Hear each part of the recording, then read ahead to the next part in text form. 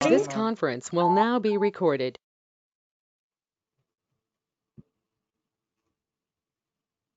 Hello.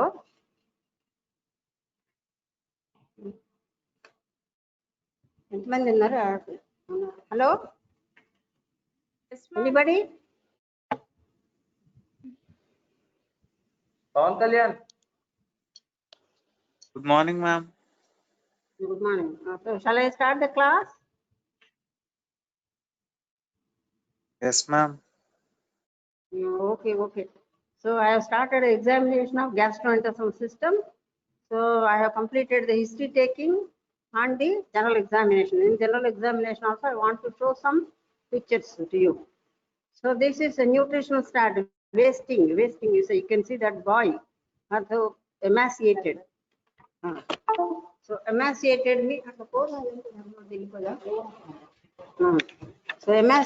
means you have to think of either a chronic infection or a nutritional deficiency, or it could be malignancy. So we have to think those ways. So you can see the wasting of the muscles and other things. So another thing is the jaundice. Jaundice, you can see the sclera, and then in the oral cavity, palate you can see, and then outer aspect of the lip, and underneath the tongue, inner aspect of the lips also you can see, and underneath the tongue on either side of the frenulum you have to see. Pigmentation, hemochromatosis, that is a brownish pigments you can make out over the face. So mental state usually, so encephalopathy means they may have altered sensorium they can have. So nails you can see, beautifully the nails, there is a pitting, so you can see spoon shaped nails. That is what is called chylonychia. So whenever a patient has got chylonychia, you have to think of a iron deficiency anemia. Then clubbing, of course I told, in a gastrointestinal system you have to think of primary biliary cirrhosis, ulcerative colitis, you have to think of it. And then leukonychia means white nails, so that indicates the patient is having chronically ill patient, you can think of. Palmar erythema, that is redness of the palm. So usually it is seen in case of a liver cell failure, you can make out the palmar erythema. And another finding, Dupuytren's contracture. So that is the little finger and the ring finger. So you can see the contracture. Dupuytren's contracture can occur in case of a liver cell failure. Hepatic flap, that is flapping tremor. So you ask the patient to keep the hands straight and then extend both the wrist joints, and you can see suddenly if you just extend it and then leave it, so there will be flapping just like a bird flap. So it is a sign of liver cell failure, hepatic encephalopathy. So once the patient develops hepatic encephalopathy, so you can expect a flapping tremor. So usually the condition is very serious, you can think of it, maybe irreversible, we can't.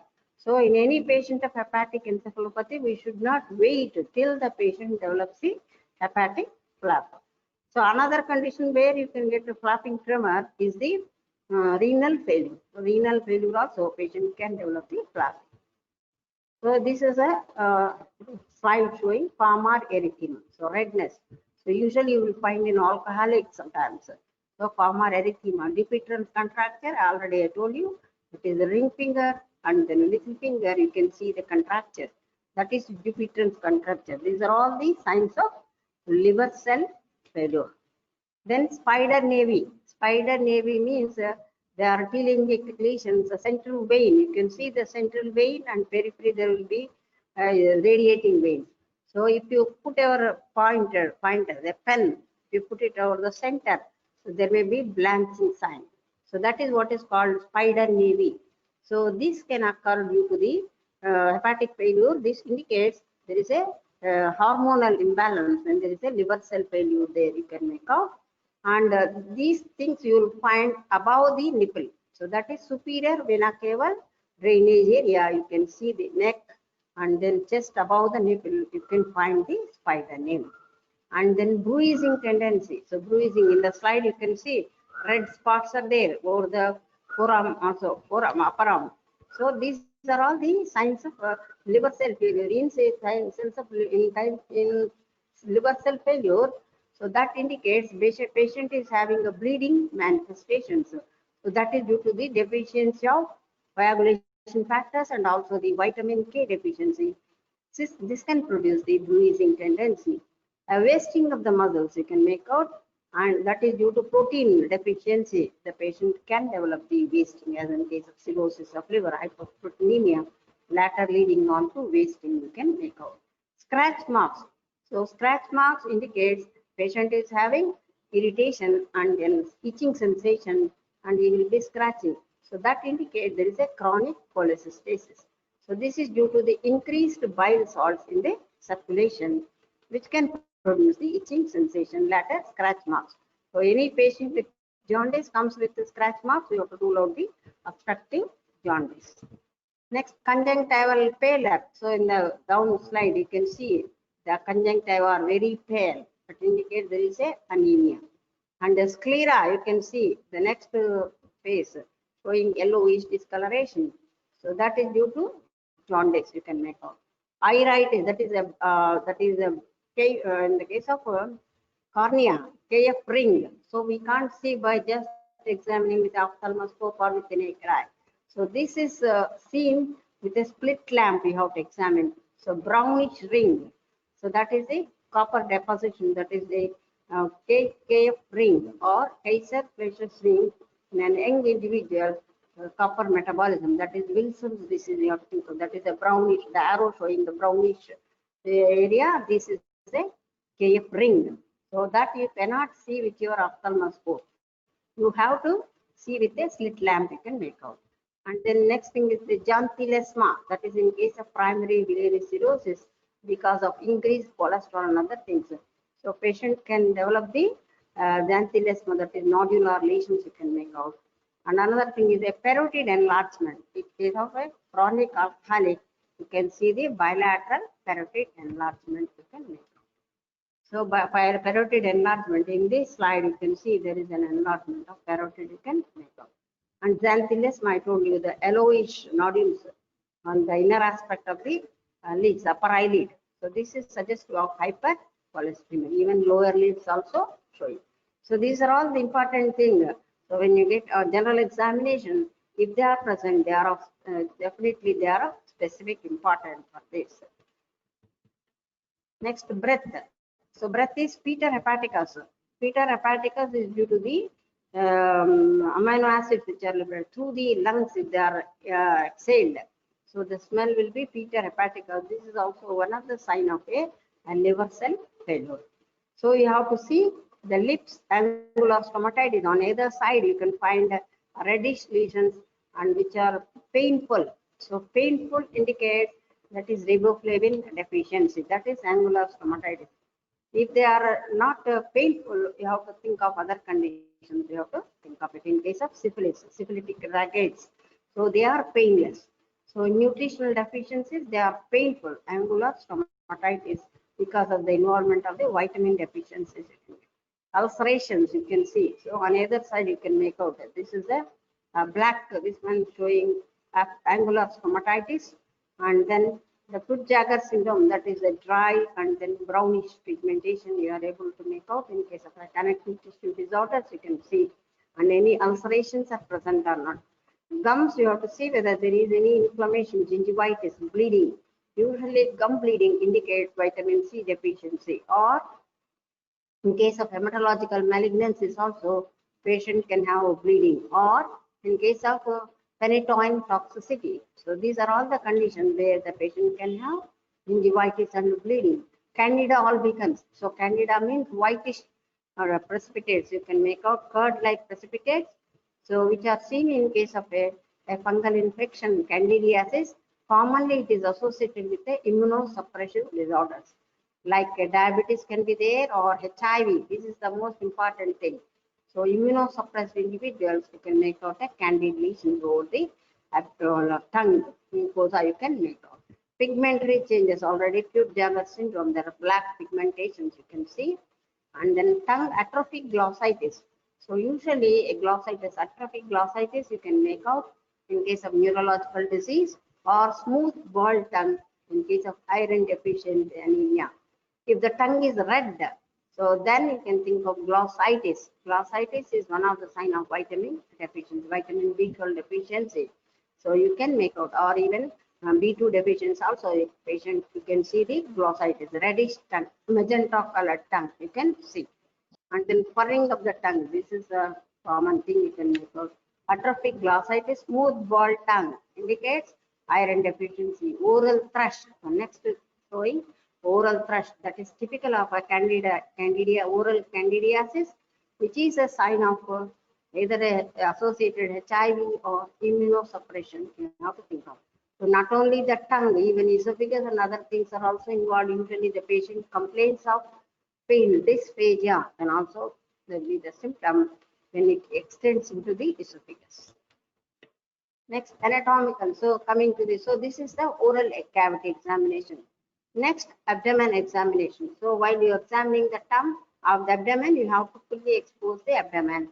And then normally you have to divide into 9 quadrants. Abdomen is divided. Right upper abdomen, right upper quadrant, left upper quadrant, and epigastric region in the middle, and then umbilicus on either side. So umbilicus, and then on either side you can see lumbar region, right lumbar, left lumbar, and then below is the right lower and then left lower quadrant. So usually right upper quadrant contains, I'll tell you what are all the organs present in that particular area. So right upper quadrant, RUQ, means commonly the liver, gallbladder, the duodenum, right kidney, and hepatic flexure of the colon. So these are all the things, area, the organs which are present in the right upper quadrant. So whenever a patient comes with these symptoms, you have to examine all the things, and then we have to decide which organ is affected. These are normally present organs. Suppose if there is any abnormality, then you have to think of other causes. You can think, but because these are the normal organs which are present in that particular area. Similarly, right lower quadrant, right lower quadrant, you have to think of cecum, appendix. Common in females, you have to think of ovary or the tube below. So in case of right-sided pain, right lower quadrant pain, if a patient complains, you have to think of acute pain, you have to think of whether it is appendicitis, or if it is a chronic one, ileocecal tuberculosis, or any mass is there.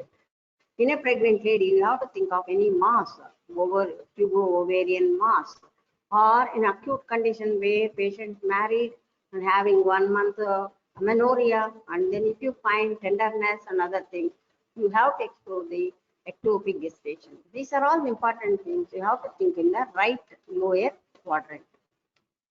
In left lower quadrant, the common things, organs present are the sigmoid colon, and then in case of female, left ovary and tube, and even Meckel's diverticulum also on the left iliac fossa.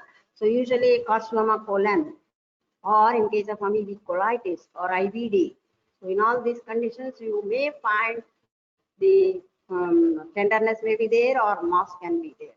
Female ileocecal, or in female, so you can see tubo-ovarian mass or malignancy, you can, or ectopic pregnancy, you have to think. And the left upper quadrant, the organs which they are located normally are the stomach, and then spleen, left kidney, pancreas, that is tail. So head, body, and tail. So head comes at the lumbar region or above this one, and then middle you can get the pancreas in the body, and then tail in the left hypochondrium. And then splenic flexure, there hepatic flexure, here it is a splenic flexure. So you have to rule out the pathology in these conditions first, in these organs. If they are not there, then you have to think of abnormal pathology somewhere. And then epigastric region.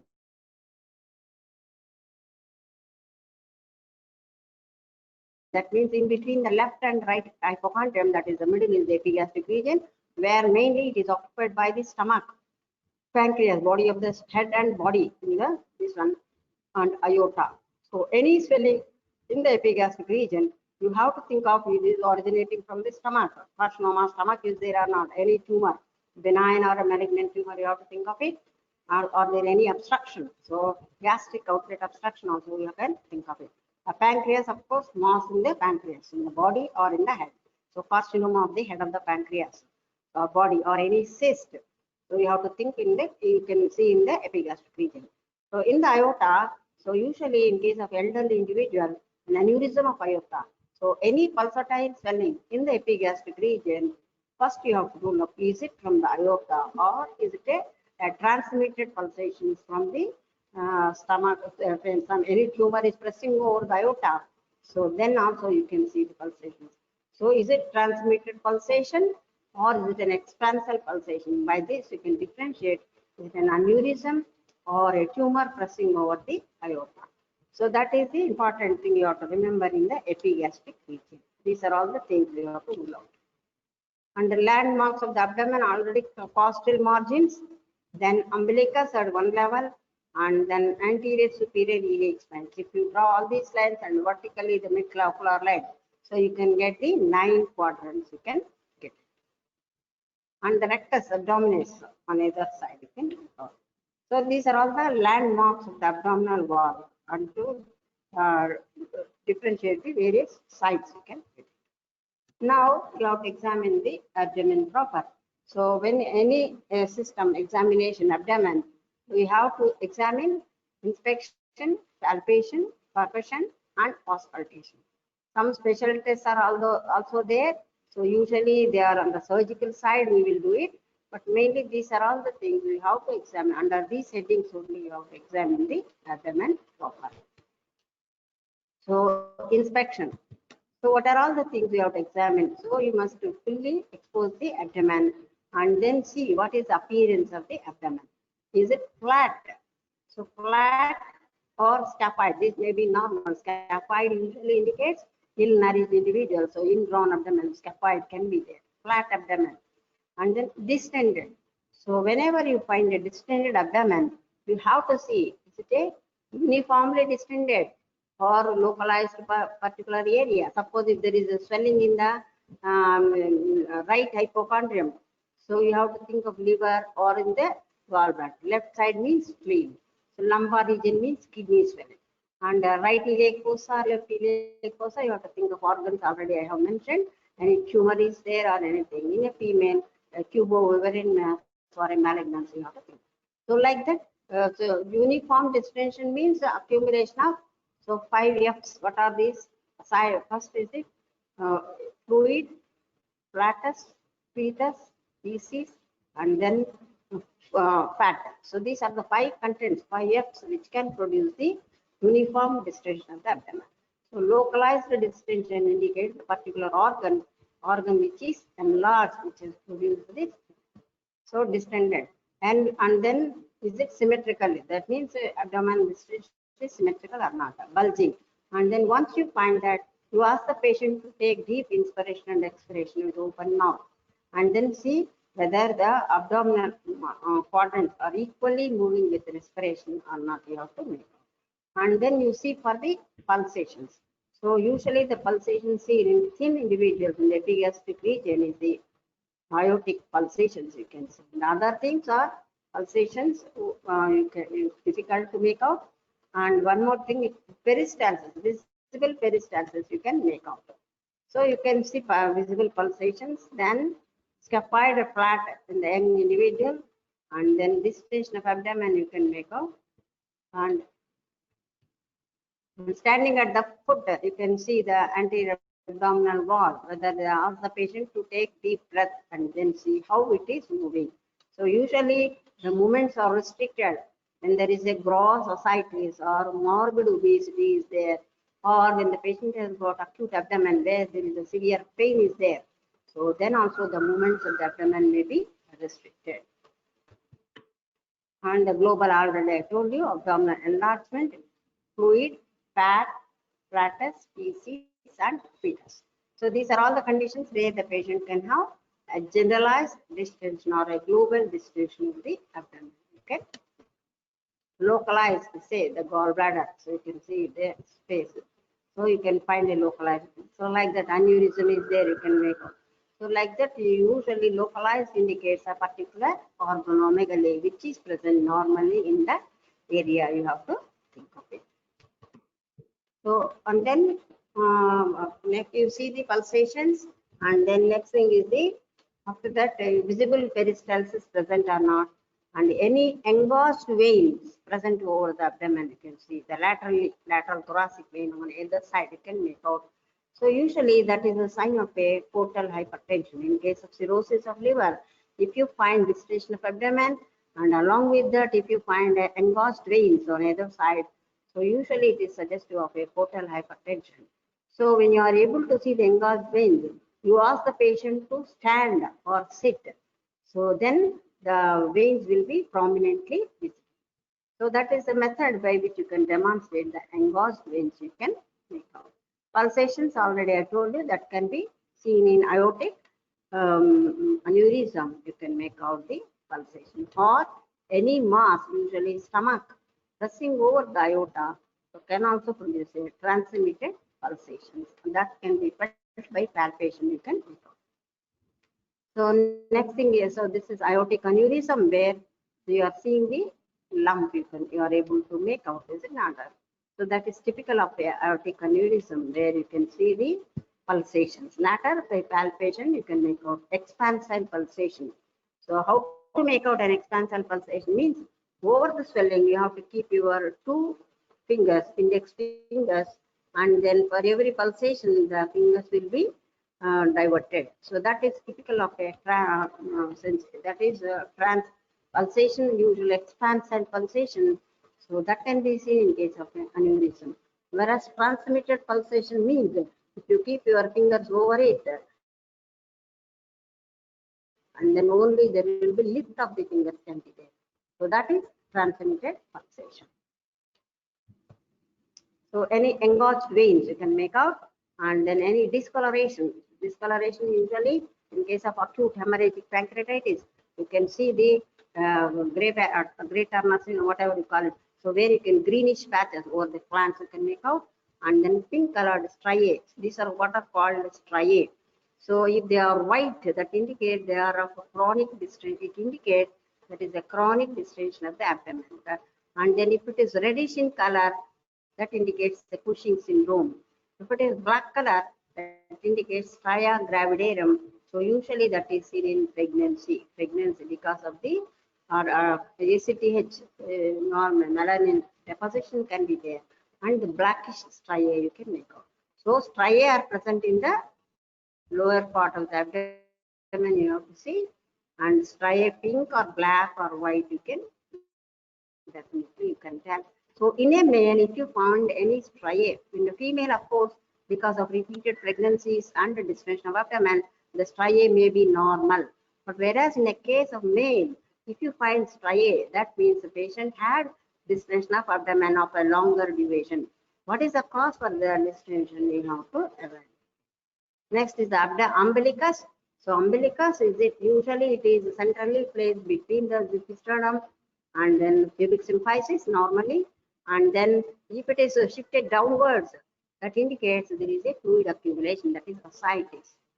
And if the umbilicus shifted upwards, that means there is a pelvic tumor which has pushed the umbilicus upwards. So like this, is it in the midline or middle of the abdomen, or is it shifted downwards or outwards? Downwards means ascites, and if it is shifted upwards means that indicates there is a pelvic tumor, uterine tumor, or a ureteric, or in the bladder tumor you have to think of in it.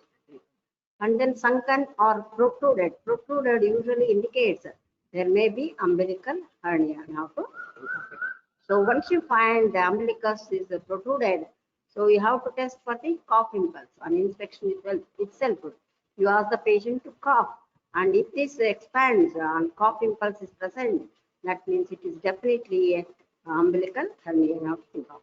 Otherwise, sometimes umbilical secondaries can be there in the umbilicus. In case of primary, maybe in the liver can be there. So melanoma and then secondaries. So that may be a black pigmentation, or if you find it, or any discharge from the umbilicus. That means it is omphulitis, inflammation of the umbilicus. So these are all the position of the umbilicus, then any pigmentary changes, any discharge, and then any engorged veins around the umbilicus. So usually in case of cirrhosis of liver, Kappa medusae. So that is engorged veins around the umbilicus, suggestive of head of the medusa. So that can be seen in case of portal hypertension. So these are all the things you have to mention on the inspection. Scratch marks, once again, that is a sign of a liver.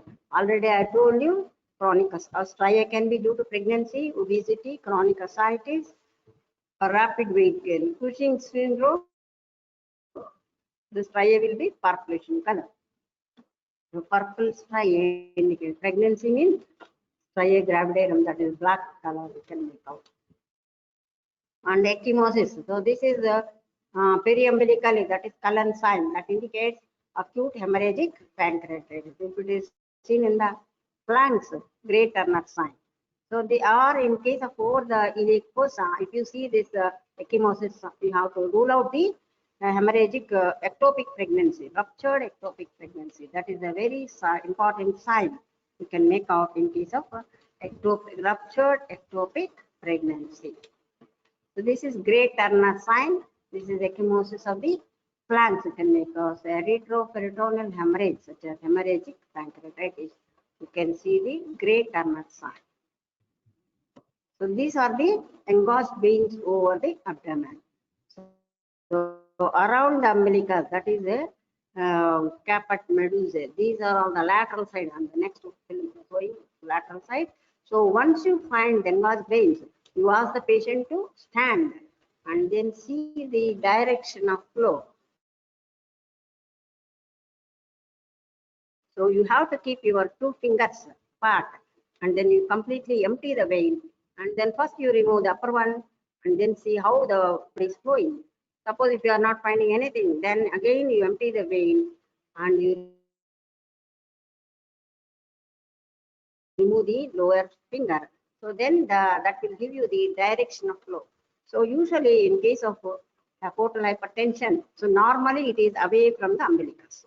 Whereas in case of so this is away from the umbilicus. So in a normal we cannot see the engorged veins. So that's why we cannot see the away from the umbilicus, we cannot make out the direction of the flow.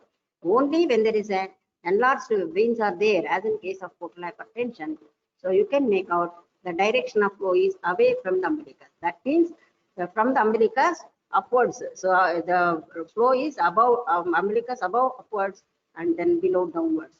So this is away from the umbilicus with engorged vein is suggestive of portal hypertension. Suppose if it is only one direction going above only, so that means it is a inferior vena cava obstruction.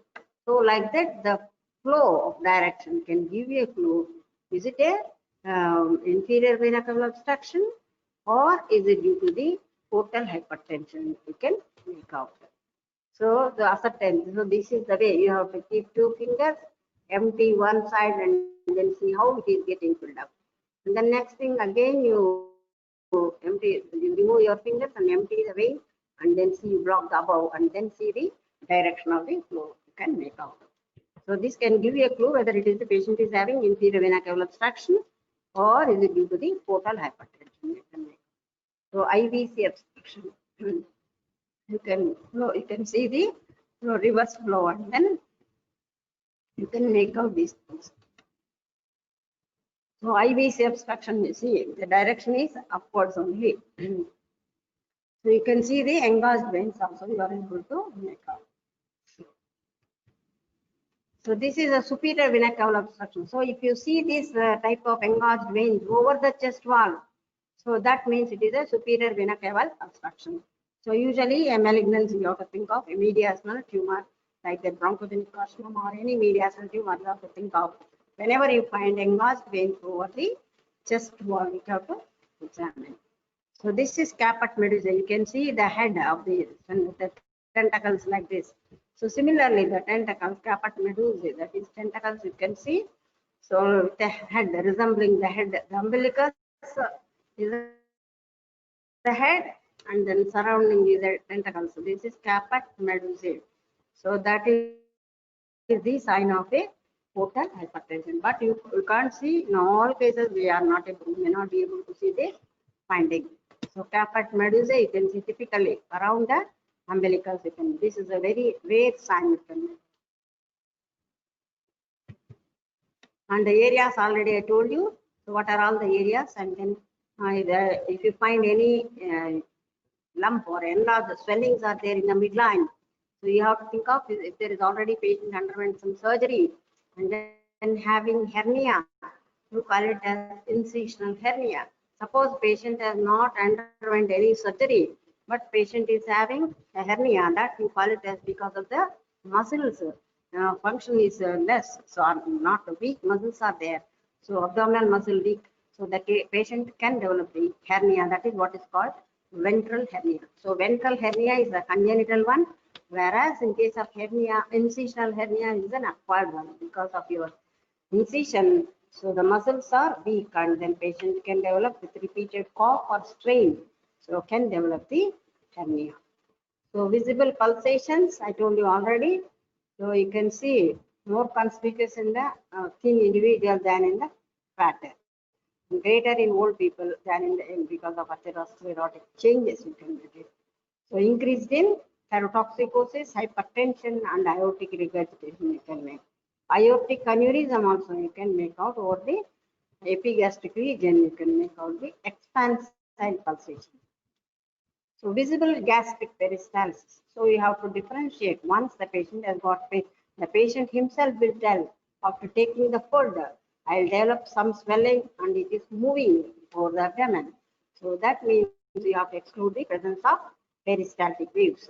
So how to differentiate? Is it a visible gastric peristalsis or is it a intestinal peristalsis?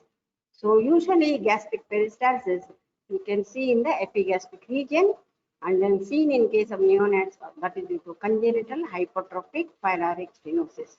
In adults, you can see because of the pyloric stenosis, a duodenal ulcer stricture followed by pyloric stenosis, you can get the visible gastric peristalsis, where you can see a lump and then you ask the patient to swallow some water, and 1 glass of water you give, and then you can see after few minutes, you can see the swelling, which is moving from the right hypochondrium to left. So that is typical of a visible gastric peristalsis showing gastric outlet obstruction. Whereas visible intestinal paralysis, that means intestinal paralysis is seen in a chronic or partial intestinal obstruction. So this can be made out on either side of the flanks. Small intestine means usually you can see a ladder-like pattern in the midline at the umbilicus you can make out. And then if it is a upper, that means left-sided, that means ascending colon. Ascending, you can think in the right hypochondrium, right lumbar region, iliac fossa lumbar region. And then there is a left side, you can see in case of a colonic obstruction. On the left side, here it is a descending colon. You can. So that means there is an obstruction, partial obstruction or a complete obstruction. So in complete obstruction, usually you can see the distended intestine loops, whereas in obstruction, partial obstruction, so you can see the peristaltic waves also you can make out. And then patient's movement. So this is a palpation.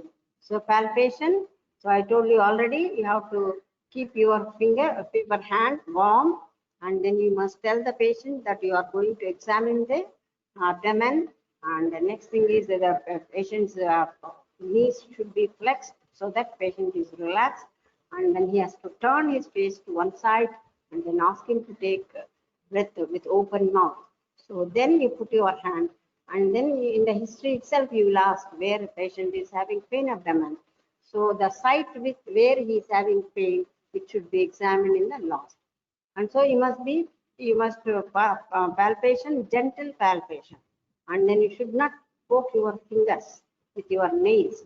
So then he will, because of pain, he will not cooperate for your further exam. Suppose the patient is having still peritonitis is there, stands like that. So the abdominal movement will not be there. That indicates there is a peritoneal irritation because of pain. Acute peritonitis, you may get that. So rigidity. So once you are palpating the abdomen, so first you see whether the temperature is local rise of temperature is present or not.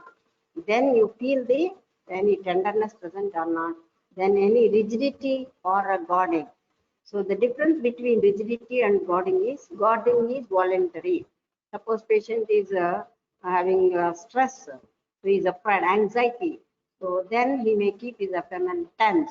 So once you relax the patient, so then you may be able to palpate the abdomen. Rigidity means it is not voluntary, it is involuntary only. So that indicates there is a peritonitis, which is where it is causing the rigidity. The rigidity, just like board, cardboard like rigidity can be there. So rigidity, or is it a voluntary or involuntary, can make out. And then another thing in medical condition, usually in case of tetanus, so the intermittent rigidity. So there will be spasm and then relaxation. So you can find the rigidity and the intermittently you can get it. Whereas in case of poisonings, especially in case of the poisoning, strychnine poisoning, till the poisonous material is removed, so the spasm will be continued. So is the abdomen still or not? Then you feel the temperature and then movements, you can feel it. And then in the palpation, I told you the technique, light, deep, and then you have to feel the organs, liver, spleen, kidney, aorta, or any other masses. So to palpate the four quadrants superficially, you start from the left or counterclockwise, any you can start anywhere. So you start one side and you go for other. But if the patient is complaining of pain, that should be the last area to be examined. So flat of the hand should be used, not the tip of the fingers. So light palpation, that means tenderness or discomfort is there. So the patient will resist. You cannot. So involuntary guarding, reflex contraction of the abdominal muscles. A rebound tenderness. Patient feels pain when the hand is released. So that is typically seen in case of acute appendicitis. You can get a rebound tenderness. Tenderness plus rigidity, if it is there, that means it is a perforated viscous. Usually duodenal perforation. Palpable mass, you have to palpate. So the separate method for palpation of the mass. For the right side, for the liver, if you palpate, you want, I am sure if there is slide is there or not. So first light palpation, warm your hand, and then abdominal wall should be depressed only approximately 1 centimeter, not deeply pressing. So then also the patient will not cooperate. I'll tell you one example. So patient had a hydrated cyst of the liver. So the students have examined. So everybody, it is not in the liver, it is in the kidney. So many people have palpated deeply like that. Suddenly the cyst, hydrated cyst ruptured and patient collapsed. So that's why always you must be careful while palpating the abdomen. So it should be gently, it should be palpated. And you should not palpate it repeatedly also. Whatever finding you want to say, look, so within 1 or 2 things you have to look. So don't palpate repeatedly. So use of the pads, 3 fingers, gentle like a dipping maneuver to be examined in the abdomen. So don't poke your fingers. So any area of pain, tenderness, reserved should be examined in the last. That already I told you. So tenderness, so just keep your hand and then see whether there is any muscle spasm is there, tenderness present, and then you see the expression of the patient, not the, every time you should not ask, are you feeling the pain or not. So you can see whether the patient is having pain. So he may have moaning and the teeth gritting. These are all suggestive of patient is having tenderness. So light palpation, you have to palpate it with the flat of the hands like this. And if the patient is obese, 2 hands should be used and then palpation. And superficial masses are deep.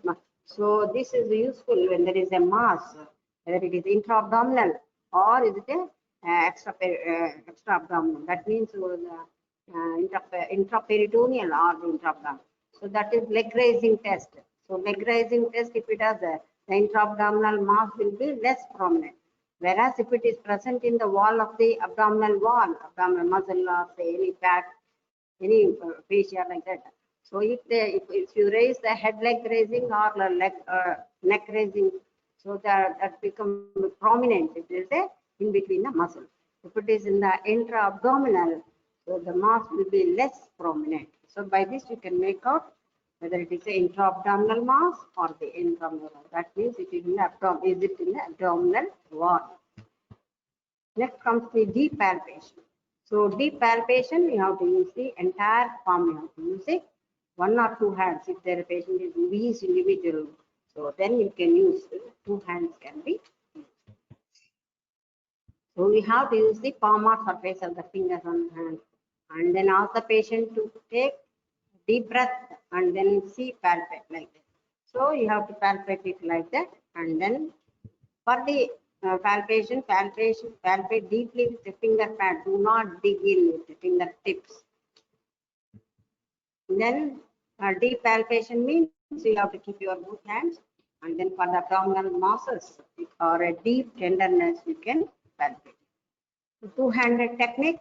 So for the palpation of liver, we have to start from the right iliac fossa and go to the right hypochondrium. So and then, so why means the if the liver is enlarged or a gallbladder, it will be enlarged towards the direction of the right iliac fossa. So that's why always start in the right iliac fossa and then go to the right hypochondrium.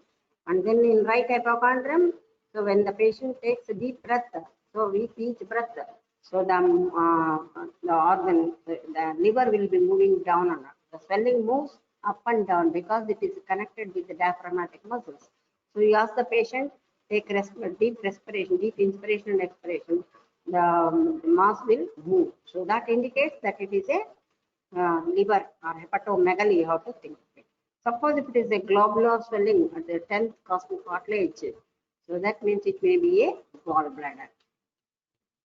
So normal structures that may be palpable, so that may be in patient who is very thin. So sometimes a sigmoid colon, loaded colon can be palpable. Liver also sometimes. But usually, if the liver is enlarged, small, minimal, so if there is a tenderness only, you have to give the importance. Otherwise, usually enlarged liver will be always tender. Kidney sometimes, abdominal aorta. So these are all the things which can be palpable in a normal procedure. If the patient is very thin, it can palpate these things. And then intra-abdominal masses, the liver, this I have already told you, it moves with the respiration. You can make. And then abdominal walls contracts, so that I already have mentioned.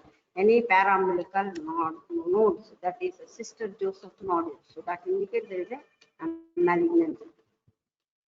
So tenderness, visceral pain, somatic pain, how to differentiate? So tenderness, if it is there, determine the point of maximum tenderness and its distribution. Usually in appendicitis, the pain is felt near the pelvis, then it will migrate to the iliac fossa. Is it not like that? So there may be, already I have mentioned about the voluntary guarding and involuntary. Involuntary always suggestive of a peritonitis, inflammation is there. Voluntary means because of anxiety. So they may keep the abdomen tense, and then once you divert the attention, so that will be lost.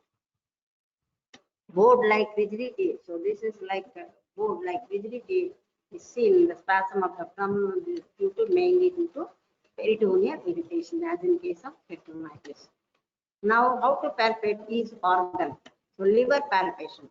So liver palpation usually starts in the right upper quadrant, 10 centimeters below. You can start from the right iliac fossa and go there.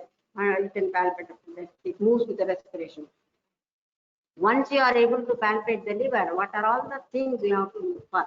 So how much, what is the size, how many centimeters below the costal margin is it enlarged? Then what about the surface? Is it smooth or nodular? Smooth means indicates there is hepatomegaly. If you find the rough surface with nodules, you have to rule out whether it is a post-hepatitis. Usually hepatitis B and other conditions where the nodules are of varying size and larger nodules. So you can feel the surface irregular. One more condition where you will get a irregular surface, that is in case of malignancies and deposits are there, then you can. Then so first is the size, how many centimeters below the costal margin, then surface smooth or uneven, then is there any tenderness present, and then margins. Margins usually If it is rounded margin, that means it indicates that it's an acute distension of the abdomen, acute distension of the liver. That means it is due to the hepatitis or congested liver. You can make out. Suppose if it is a this is a border is small like that. So that indicates usually chronic cirrhosis of liver, where you can get that sort of picture. So tenderness, whether it is present or not, all these things you have to see in case of a liver loss. So palpating the stents extending, and then inhalation and exhalation, we have to breath out. And then in obese individual, you can see in dipping method, or when there is a fluid, the situs is there. So then you have to use the dipping method by the fingers, not the palm and the base of the fingers. You can see first. So this is the alternate method of the palpation, stand by chest. So that is when there is a minimal liver enlargement, hepatomegaly or splenomegaly. So you can use a cooking method, small.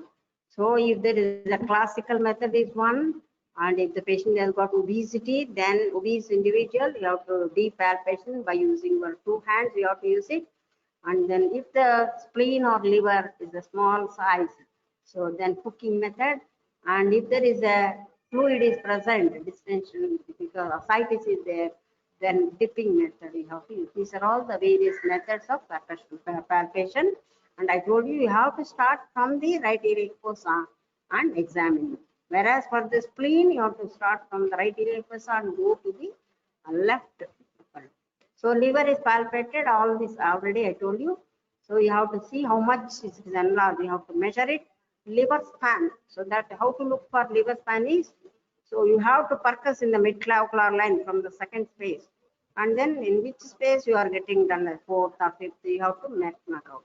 And then below also you have to palpate, and where exactly you are planning up to which, how many centimeters below, you mark below that.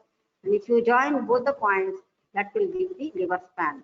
So liver span, if it is increased, that means it is a hepatomegaly.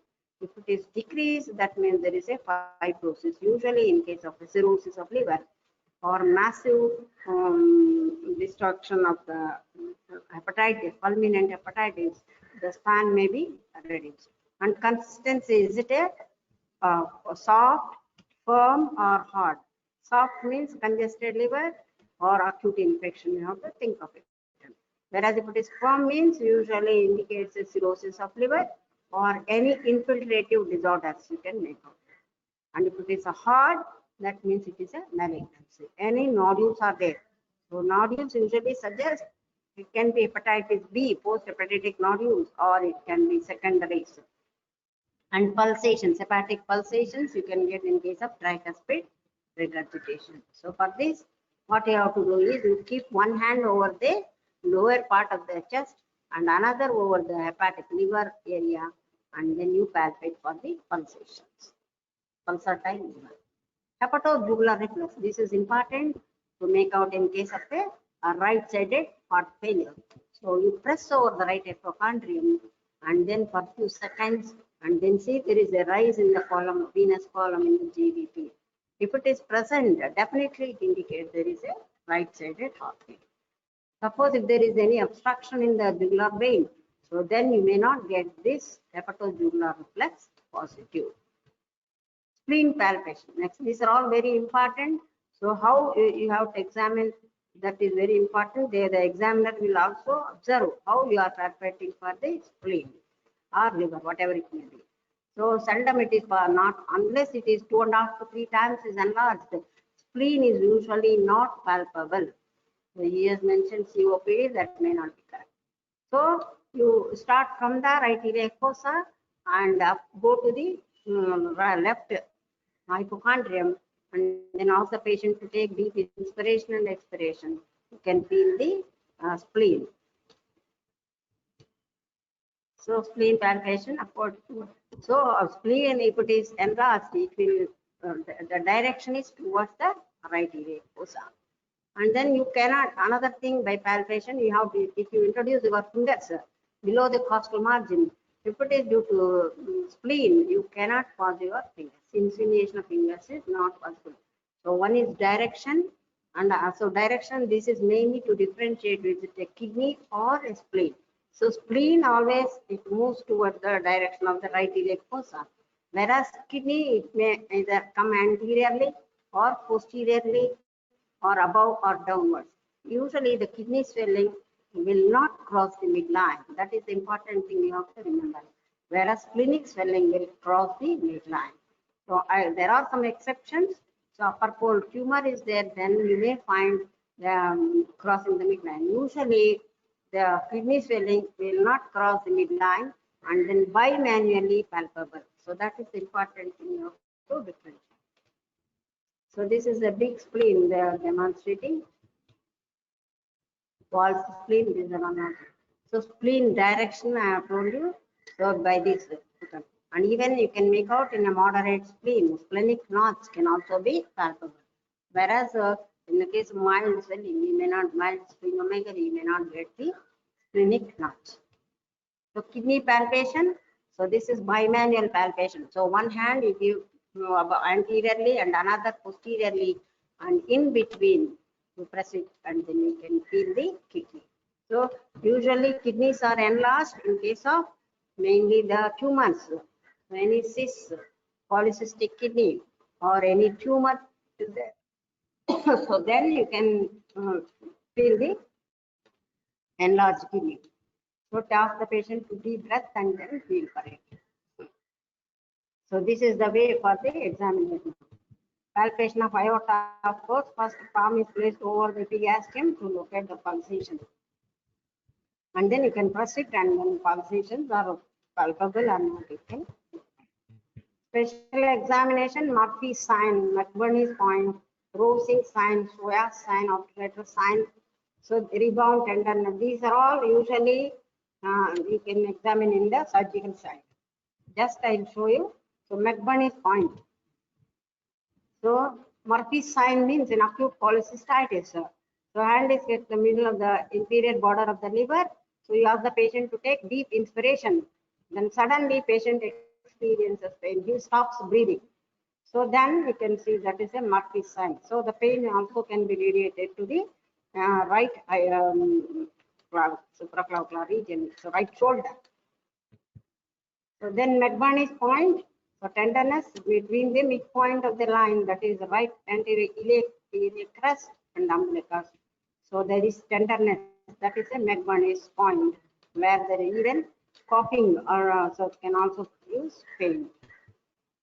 So appendicitis, so that in that we can see, or even pelvic inflammatory disease also sometimes, or twisted fallopian tube, hepatitis. These are all the kind of Meckel's diverticulum on the left side.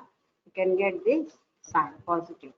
Rosing sign, patient will experience pain. The right hypochondrium, right lower quadrant, if you press it, the patient will have pain in the left lower quadrant. So that is Rosing sign, but because you are pushing the intestinal coils, the inflammatory region is pressed colon. So that's why patient will have pain. That is what is called Rosing sign. Non-classical signs, suppose the patient is not giving typical history. So then Iliopsoas sign and obturator sign. So Iliopsoas sign, patient can lay on one side, extend the leg at the hip, and then try to flex the hip. So the patient will have pain in case of, this is for the retrocecal appendix. Iliopsoas sign, same thing. And then obturator sign means internally rotate the right leg at the hip with the knee at 90 degrees. Then that will produce pain in the inflamed appendix. This is a pelvic organ, if it is there in the appendicitis, the patient will have pain.